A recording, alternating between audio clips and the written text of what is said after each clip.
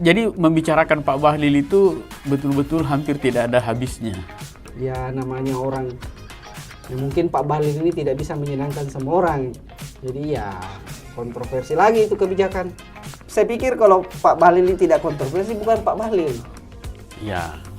Karena apapun yang dia lakukan sepertinya kontroversi di mata netizen.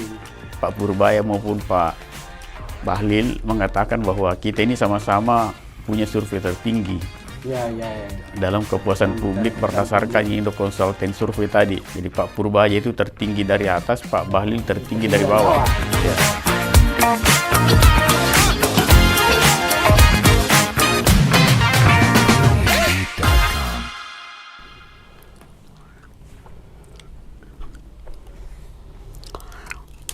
Oke, assalamualaikum warahmatullahi wabarakatuh.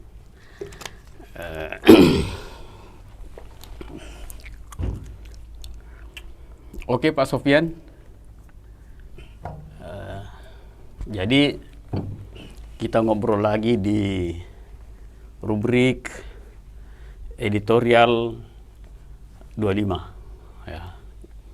Jadi ini adalah perbincangan biasa, bukan biasa, khusus. Khusus saya selaku bos pemimpinnya redaksi Beranda 25. Ya, Beranda 25 ini adalah kanal YouTube. Ya, jadi selain kita ada online yang dipimpin oleh Pak Sofyan Basri. Dimulai kayak ini Kak? Atau masih cek-cek dulu? Cek dulu, tapi kalau bagus lanjut. Jadi Pak Sofyan ini dia pemimpin redaksi berandaindonesia.com. Saya di Beranda 25. Beranda 25 ini khusus untuk kanal YouTube.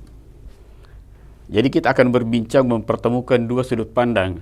Ya. Ada sudut pandang berandaindonesia.com dan ada sudut pandang Beranda 25. Ya. Ya. Kita akan campur. Ya. Yang penting tidak jadi gado-gado. Kita akan campur-campur sampai campuran ini membuat Anda dua kemungkinan. Kalau bukan makin jelas, kemungkinan yang kedua makin bingung.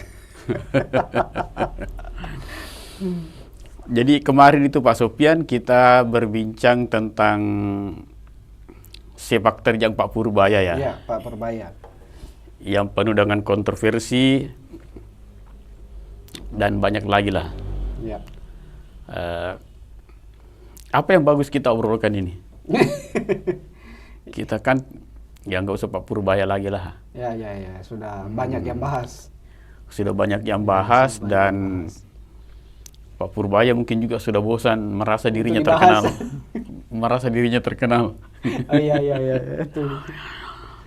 Jadi yang kalau saya yang paling banyak beritanya belakangan ini, tapi tidak apa-apa Pak Sofyan ya, kita mulai dari hasil survei yang dibikin oleh apa sih kemarin itu? Indo Survey Consulting. Ya. Ya memang sih survei ini sudah terbilang lama. Ya. Karena pengambilan sampel survei ini terhadap pendapat publik atau opini publik mengenai kinerja para menteri Kabinet Merah Putih, Prabowo Gibran, itu setidaknya pengambilan sampelnya itu di akhir September, kalau bukan awal Oktober ya. Ya. Yang jelas waktu dirilis itu Pak Purbaya belum sebulan menjabat sebagai menteri, ya. Menteri Keuangan. Nah, tapi tidak apa-apa, saya ulang lagi di situ. Kemarin survei ini menempatkan Pak Purbaya di papan atas bersama dengan 9 menteri lainnya. Lalu kemudian ada papan tengah yang berwarna hijau, kemudian ada papan 3 yang terdiri dari 2 warna. Ya. Di situ ada warna orange dan warna merah. Nah, kalau kemarin kita mengambil Pak Purbaya di paling atas ya, saya usul kali ini kita ambil yang paling bawah. Di sini ada yang warna merah. Ya, kita pilih saja Pak Bahlil Lahadalia. Ya, di survei Indo Consulting ini Pak Bahlil itu persentase kepuasan publik itu 28%. 28%. Ya, 28% berwarna merah bersama dengan 5 menteri lainnya. Ya. Yang lainnya itu warna orange. Ya, Kalau surveinya Selios kan terakhir juga, posisi terakhir juga. Pak Bahlil. Ya, Pak Bahlil. Hmm, Skornya 151 kalau saya tidak salah. 151. Ya, dari Selios. Dari di bawah. Ya, di bawah. Hmm. Paling pertama dari terakhir. Mungkin kalau survei yang lain juga mungkin begitu ya, Pak Bahlil di bawah ya. Itu barangkali ya. Kelihatannya rata-rata di bawah. Iya. Sebenarnya kalau kita mau memperbaiki performa Pak Bahlil, ya kita tetap menggunakan semua survei ini. Iya. Tapi kita membacanya dari bawah ke atas. Ya. Supaya dia yang terbaik juga. Atau kita surveinya kita putar. Putar 180 derajat. Yang bagian bawah ke atas, baru kita baca dari atas. Iya, iya. Tapi minta maaf ya. Ini hanya pembuka saja. Ya. Apa sih yang unik dari Pak Bahlil ini, Pak Sofian, kalau di ruangan redaksi Anda? Ya. Pak Bahlil ini apa ya? Uniknya sih kalau ada istilah no Rocky no party, kayaknya kalau Pak Bahlil no Bahlil no Bahlul. Tidak ada Pak Bahlil, tidak ada keributan. Tidak ada keributan. Ya, tidak ada keributan.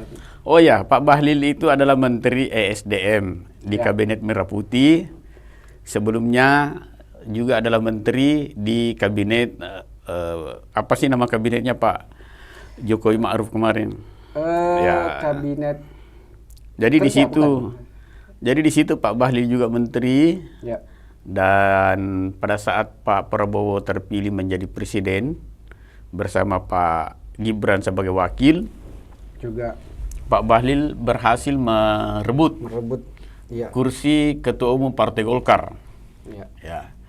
Dari tangannya Pak, siapa lagi Menko Perekonomian? Airlangga Hartarto. Pak Erlangga Hartarto.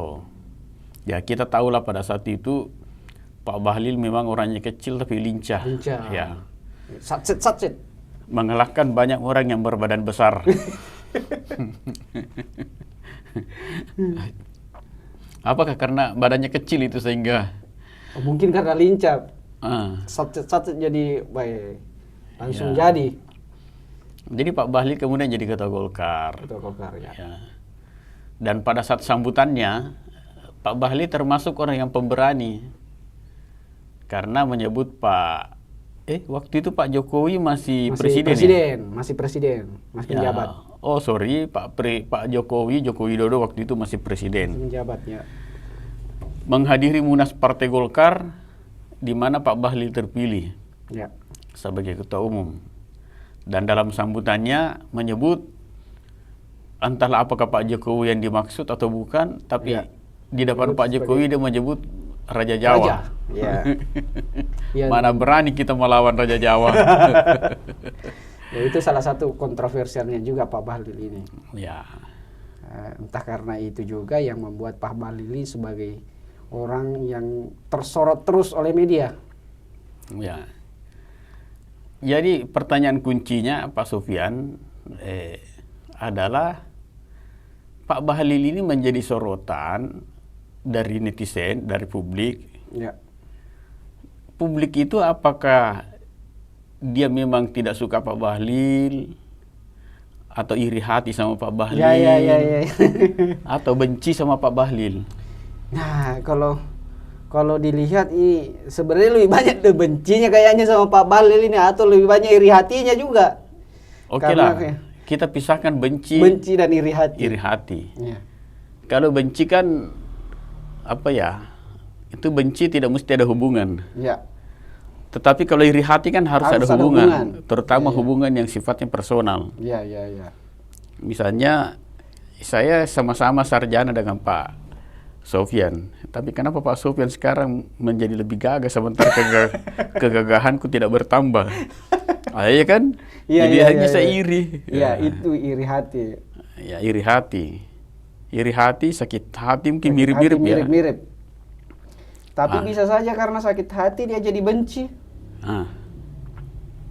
iri hati kemudian benci. Kemudian benci. Iya. Tapi bisa juga benci tanpa mesti sakit hati. Sakit hati. Ya, ya, tanpa ya. mesti iri hati. Iya. Apa sih penyebabnya orang sehingga bisa benci? Bukan benci. Apa sih penyebabnya sehingga banyak orang yang iri hati sama Pak Bahlil? Barangkali kita Barangkali terlalu sukses Pak Bahlil ini. kita sepakat saja ya. Kita menggunakan kata iri hati ya. Iya. Jadi bukan pembenci. Bukan. Tapi orang iri Orang hati. iri hati. Orang iri hati itu kan kita mempunyai kekurangan, orang mulai punya kelebihan. Iya. Ya. Misalnya contoh Pak Sofyan dengan saya. Saya benci Pak Sofyan. Kenapa Ya. Pak Sofyan? Karena punya kelebihan, punya kekurangan. Iya, iya, iya, iya. Atau saya punya kekurangan, yaitu kurang kelebihan. Nah, saya sudah punya kurang kelebihan sekaligus kelebihan kekurangan. Oh, ini sudah mulai masuk diksi-diksi yang amat berat ini. Ya, tapi begitulah. Saya kira Pak Bahlil Ya. mulai dari periode pertama Pak Jokowi memang sudah mengambil posisi yang kontroversial pada saat itu. Ya. Ya. Mulai ketika dia dilantik sebagai pelantikan ya. Ya, apa sih jabatannya Pak Bahlil dulu? Pak Bahlil kan dari HIPMI, memulai karir dari HIPMI. Ya, dari Ketua HIPMI Papua kalau saya tidak salah. ya. Kemudian masuk pengurus nasional. Nah, belakangan ini Pak Bahlil, Pak Sufyan itu banyak disorot oleh media, Ya. banyak juga disorot oleh netizen. Ya. Parodinya juga banyak sekali. Ada Kalau- itu. Iya, iya, iya, iya. Ada orang yang 3 orang di penjara dalam satu sel. Yang 2 berbincang, yang 1 diam terus. Iya. Yang 2 yang berbincang, kenapa kamu di penjara? Bilang, oh saya karena membegal. Ya. Oh begitu. Terus ditanya lagi yang tadi Yang bertanya, satu- Iya. kalau kamu kenapa di penjara di sini sampai masuk di sel sini? Bilang saya mencuri uang di kantor. Berapa kamu curi? Bilang 1 juta. Terus sedikit sekali. Nanti kalau selesai di sini ikut aja sama saya. Iya, iya, iya. Jadi begal lebih banyak daripada Lebih banyak mencuri uang daripada 1 mencuri. juta. Iya. Penasaran ada 1 diam-diam terus. Nggak pernah bicara-bicara ini. Ya ceritanya dalam perut itu karena di sel itu dihuni oleh 3 orang. Iya. Ya. Jadi berinisiatiflah salah satu dari 2 orang ini menanyakan orang yang ketiga, hei kamu yang dari tadi diam, kenapa kamu tidak bicara-bicara? Ya. Dia cuma geleng-geleng kepala. Terus kamu di penjara gara-gara apa? Oh, gara-gara saya mengupload fotonya Pak Bahlil katanya di sosmed.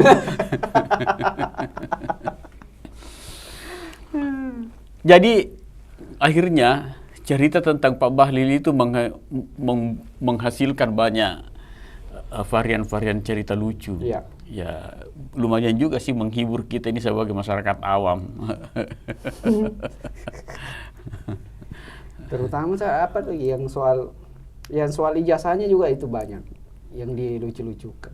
Ya, di ada Pak Bahlil juga kontroversi karena menyelesaikan program doktor di UI. Ya apa sih sebenarnya Itu dalam waktu singkat, Singkat. ya. Mm-mm. tapi pertanyaannya Pak Mabul, memang dokter-dokter yang ada sekarang itu tidak sesingkat Pak Bahlil itu. Ya di situ sih Kenapa cuma Pak Bahlil begitu yang Ya. yang disorot? kalau menurut saya sih Pak Bahlil di situ tidak ada salahnya. Tidak ada salahnya. Ya. Maksudnya begini, dia itu cepat selesai, ya seharusnya kalau tidak memenuhi persyaratan jangan diluluskan, Ya, iya kan? ya, Ya jangan diloloskan. ya, Jadi apa salahnya Pak Bahlil di situ menurut saya? ya, ya. Tidak ya. ada, dia cuma menerima apa adanya. Hmm. Ya, give up begitu saja. Ya. Tapi kan Pak Bahlil ini kan kontroversi di situ karena dinilai terlalu cepat. Iya. Terus pertanyaan saya kemudian kan jangan-jangan banyak orang iri kenapa Pak Bahlil yang lebih cepat daripada dia misalnya? Ya itu kan orang Bugis itu bilang pada lo tak pada upa. Oh iya. Jadi sama-sama berangkat tapi belum tentu dalam perjalanan sama-sama keberuntungan. Keberuntungan. Ya, Ya. Berarti beruntung ini Pak Bahlil. ya begitu. Jadi Pak Bahlil menjadi kontroversi karena dia menyelesaikan program doktor yang di mana orang-orang lazim, orang-orang awam atau orang-orang biasa itu membutuhkan waktu paling kurang 2,5 tahun misalnya. Ya, tapi Pak Bahlil ya sesingkat-singkatnya. dalam waktu yang sesingkat-singkatnya. Ya, dalam waktu sesingkat-singkatnya. Nah, tentu ada pertanyaan. Ya, tapi kan ada juga orang yang bisa doktor dalam waktu 1 tahun. Ya, itu sih di universitas yang kalau diindeks di AI itu tidak dikenal itu nama universitasnya. Tapi ini Universitas Indonesia, bro. Ya. Bukan universitas kaleng-kaleng di Indonesia. Di Asia Tenggara maupun di internasional. Dan di situ Pak Bahlil menyelesaikan studi doktornya dalam waktu as soon as possible. Ya, begitu. Nah, itu satu yang membuat Pak Bahlil itu makin enak dibicarakan. Karena terlalu tersorot sama media itu. Nah, jadi bisa kita jadi kalau saya Pak Sofyan, bisa kita catat bahwa Pak Bahlil itu doktornya dalam waktu singkat itu bermasalah. Bukan karena Pak Bahlilnya bermasalah, bukan karena UI-nya bermasalah, tapi saya kira ini adalah ungkapan-ungkapan iri hati dari orang yang tidak bisa selesai secepat Pak Bahlil. Iya.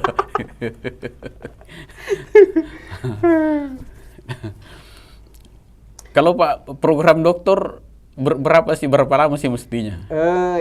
Minimal 2 tahun, maksimal 6 tahun. Maksimal 6 tahun. Ya. Jadi kalau Pak Bahlil sebenarnya itu tadi ya, mungkin ada wangsit turun di dirinya sehingga cepat selesai. Tapi mana ada wangsit yang bisa menembus Universitas Indonesia? Ya kalau itu lagi. Di sana kan para profesor, doktor dan pengajar-pengajar berkaliber tinggi. Ya kan, khususnya di Indonesia. Ya, tidak mungkin bisa didikte oleh Pak Bahlil. Ya, yang Pak Bahlil tadi itu yang takut sama Raja Jawa. Jadi membicarakan Pak Bahlil itu betul-betul hampir tidak ada habisnya. Ya, banyak. Ya. Termasuk soal kebijakannya juga itu. Ya. Pak Bahlil ini kan misalnya soal kebijakan soal geotermal. Memangkas waktu dari 1 tahun menjadi 3 bulan. Dibicarakan banyak orang lagi. Nah, harusnya kan dipercepat, kan mudah dipercepat. Ya. Pak Bahlil mempercepat. Tapi ya namanya orang. Ya mungkin Pak Bahlil ini tidak bisa menyenangkan semua orang. Jadi ya kontroversi lagi itu kebijakan. Kalau dia bisa menyenangkan apa tadi? Semua orang. Memuaskan semua orang itu berarti dia ustaz. Ya ustaz. Karena ustaz kan sedapat mungkin mampu harus menyenangkan dan memuaskan semua orang. sampai ustaz mengatakan Anda senang, kami lemas. Ya ada ustaz yang mengatakan begitu ya. Jadi begitu Pak Bahlil. Jadi dipersingkat. Jadi 3 bulan. Apa sih masalahnya di situ? Masalahnya karena dipersingkat. Jadi selain doktor, persiapan proyek geotermal juga bisa dipersingkat. Nah, apa lagi dipersingkat dari Pak Bahlil? Itulah, saya kira Pak Bahlil ini memang bisa dikatakan pejabat yang lain daripada yang lain. Pertama, dan suka singkat-singkat. Doktoralnya singkat. Ya. Kebijakannya juga singkat yang soal geotermal. Jadi doktor singkat itu belum tentu salah ya? Iya. Belum tentu salah. Ya. Jadi mungkin kalau doktor yang terlalu lama itu sudah pasti dipertanyakan kenapa lama sekali. Ya. Karena orang yang tinggi IQ-nya itu biasanya kerjanya cepat. Ya, bisa jadi ya. Kemungkinan itu masuk prasyarat Pak Bahlil. Ya kalau indikatornya dia waktunya cepat berarti bagus juga kira-kira ini kita cek IQ-nya Pak Bahlil. Jangan-jangan kalau Pak Bahlil mau, kalau tidak mau. Ya kalau tidak mau itu lagi. Maksudnya Pak Sofyan kan mau mengetes IQ-nya. Ya, digetes IQ-nya. Kan cepat.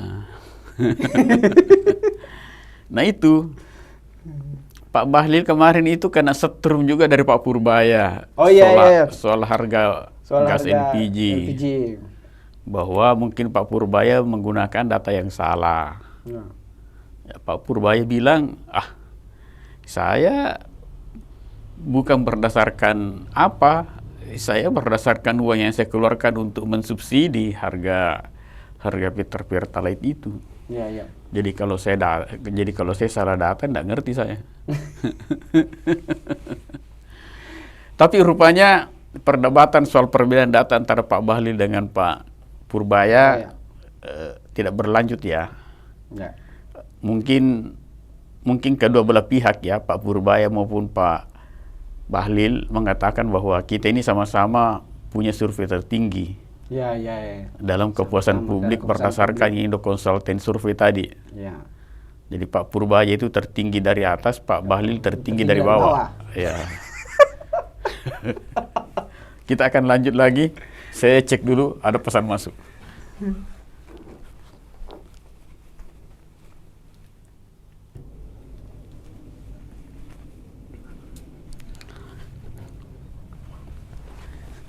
Oke, Pak Sofyan, kita lanjut lagi soal Pak Bahlil ya. Memang unik ini orang, karena banyak orang yang iri hati seperti kita bilang tadi di awal. Banyak. Sebelumnya. Banyak orang yang iri hati padahal tidak pernah disakiti hatinya sama Pak Bahlil. Ya. Tidak, bahkan barangkali tidak pernah bertemu sama Pak Bahlil. Iya. Terus apa masalah Anda sampai sakit hati sama Pak Bahlil? Ya mungkin karena itu spesialnya Pak Bahlil, membuat orang sakit hati tanpa pernah menyakiti. Iya. Ini kayak. Nah, coba Pak Sofyan ya. Ada orang sakit hati sama Pak Bahlil. Ya. Hanya karena Gus Ikdam Ya. menyamakan Pak Bahlil dengan Rasulullah Sallallahu Alaihi Wasallam. Bukan sebenarnya menyamakan. Gus Ikdam bilang begini sama Pak Bahlil, kamu sabar ya, kamu dihujat terus dari mana-mana. Ya. Itu jangan khawatir, jangan kehilangan percaya diri, tetap semangat. Kenapa? Karena Rasulullah juga dulu dihujat. Iya. Penghujat Rasulullah dulu malah lebih banyak. Nih, lebih kejam bahkan. Lebih kejam. Ini netizen ribut lagi. Iya. Jadi kayak itu tadi. Pak Bahlil pernah apakan kalian? Ya kalau Pak Bahlil dimiripkan dengan Rasulullah, ya kalau Anda tidak setuju diam saja, tidak usah ribut. Tidak usah mencak-mencak, apalagi di sosmed. Apa kerugian Anda kalau Pak Bahlil disamakan dengan Rasulullah? Apakah Anda kehilangan pekerjaan? Ya mungkin karena netizen ini juga mau disamakan. Ataukah gara-gara begitu sehingga sejumlah warga negara batal menikah? Nah, tapi seperti itu. Ya, hanya karena disamakan dengan Rasulullah. Iya. Jadi apa ya? Pak Bahlil ini fenomenanya itu tadi ya, selalu cepat. Cepat-cepat. Ya, cepat-cepat. Jadi yang cepat-cepatnya itu dia cepat jadi ketua Golkar. Golkar ya. Karir politiknya cepat. Ada orang itu bergolkar membutuhkan waktu 20 tahun. Ya, puluhan tahun. 15 tahun. Mengajukan diri jadi ketum. Tidak terpilih. Iya, baru kemudian berkeinginan. Iya, baru berkeinginan untuk menjadi ketua Golkar. Sudah tidak bisa. Pak Bahlil berkehendak barangkali tidak pernah. Sekarang sudah jadi ketua Golkar. Sudah jadi ketua Golkar. Ketua umum. Ya. Beliau terpilih kan waktu Pak Jokowi masih presiden ya? Ya, masih menjabat Pak Jokowi. Nah, pada saat itu juga Pak Bahlil saya rasa membuat dunia maya itu gempar. Karena di hadapan Pak Jokowi, Pak Bahlil mengatakan bahwa kita tidak bisa menang lawan Raja Jawa. Kami tidak berani melawan Raja kami Jawa. Tidak bisa berani. Saya tidak tahu ya siapa yang dimaksud Raja Jawa. Tapi Pak Bahlil mengatakan itu sambil menatap ke Pak Jokowi yang hadir di Munasih pada saat Munasih itu. Bisa ada makna terselubung barangkali di situ, di tatapan itu. Ya, tapi seperti itulah. Nah, Lalu yang lain, ya tadi kan mirip Rasulullah ya. Iya. Nah, satu waktu Pak Bahlil sedang pidato atau menyampaikan sambutan dan sebagainya, terus dia kehausan, lalu diantarkan air mineral dalam botol. Nah, pada saat berbicara di podium dan menerima botol air mineral itu, Pak Bahlil lalu bergeser sekitar 30 cm, 50 cm dari podium. Lalu kemudian menurunkan badannya dan jongkok di samping podium. Minum. Sambil jongkok. Nah, itu kemudian terupload lagi di sosial media. Di sosmed. Ya. Nah, ada yang berkomentar persis adab Rasulullah kalau minum. Sinting lagi netizen. Iya. Banyak lagi yang yang komentarin. Iya, Pak Bahlil, Anda kenapa? Banyak orang sakit hati sama Anda. Bahkan orang yang tidak pernah bersentuhan dengan Pak Bahlil pun barangkali ada. Tidak pernah berurusan. Nggak pernah kenal pun tidak. Nah, iya. Jadi kalau mau ramai, kalau mau ramai ini dunia maya, coba posting lagi menyamakan Pak Bahlil dengan Pak Soekarno, proklamator. Proklamator. Ribut lagi. Nah, jadi apa ya, Pak Bahlil saya kira sepak terjangnya sebagai menteri itu berbanding terbalik dengan Pak Purbaya. Ya, Tetapi sebenarnya posisinya sama. Posisinya sama, iya. Ya, kalau Pak Bahlil itu dia tertinggi kalau kita sorot dari bawah. Atau diputar 180 derajat. Seperti tadi, kalau Pak Purbaya itu tertinggi kalau disorot dari atas. Dari atas. Oh iya, sorotannya. Ya, Bergantung dari sorotan berarti. Dari sorot dari bawah ya. Pak Bahlil, sorot dari atas Pak Purbaya. Tetapi seperti itulah pejabat-pejabat kita sekarang yang paling kita syukurkan karena mereka sudah bicara. Jadi Pak Purbaya itu bicara apa adanya. Ya. Pak Bahlil juga bicara apa adanya. Ya. Cuma kalau Pak Bahlil selalu tonnya negatif. Ya itu tadi karena saya tidak tahu ini netizen diapakan sama Pak Bahlil kok mereka benci. Sepertinya apapun yang dilakukan Pak Bahlil selalu menjadi sama dengan Pak Purbaya. Kebaikan apa yang diberikan oleh Pak Purbaya dalam sebulan terakhir ini sampai dia harus posisi pertama. Anda cinta seperti itu, seperti Pak Purbaya. Ya. Jadi Pak Bahlil tidak usah khawatir dengan posisi dari bawah itu. Ya. Karena Anda sudah memberikan sesuatu kepada bangsa ini sejak periode presiden sebelumnya, dan Pak Purbaya sendiri belum sebulan sudah mendapat menjadi pujian. Mendapat ya hati lah di hati netizen. Nah jadi begitu, bahkan hanya minum sambil jongkok, minum saja. Minum mineral itu sudah dikomentari. Banyak lagi yang sakit hati.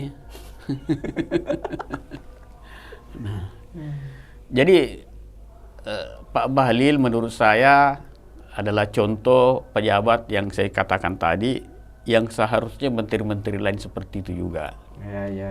Jadi bicara saja apa adanya, jangan diatur seperti kelihatan seperti naskah yang diedit sebelum diucapkan.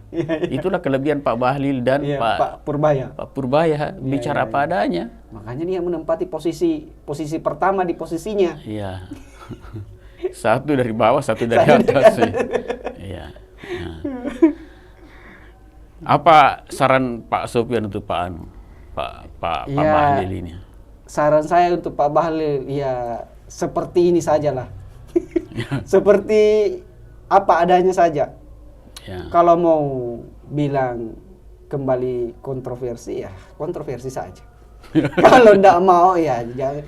Tapi saya pikir kalau Pak Bahlil ini tidak kontroversi bukan Pak Bahlil. Ya. Karena apapun yang dia lakukan sepertinya kontroversi di mata netizen ini. Tidak ada apapun itulah. Minum, bahkan sampai minum saja. Sama seperti tadi itu yang ya memang sih ada kalangan AMPG kalau tidak salah ya di kubu Golkar melaporkan itu netizen. yang bahkan oleh Pak Idrus Marham, salah satu wakil ketua Golkar, Ya. wakil sekretaris apa wakil ketua, itu mengatakan itu sudah tidak beradab caranya netizen. Pernahkah beradab itu netizen kalau membuli? Tidak ada standar adabnya sepertinya netizen kalau membuli. Barangkali hanya di zaman Orde Baru netizen itu beradab kalau membuli. Karena takut dituduh PKI. Takut dituduh komunis. Ya, katanya tidak beradab.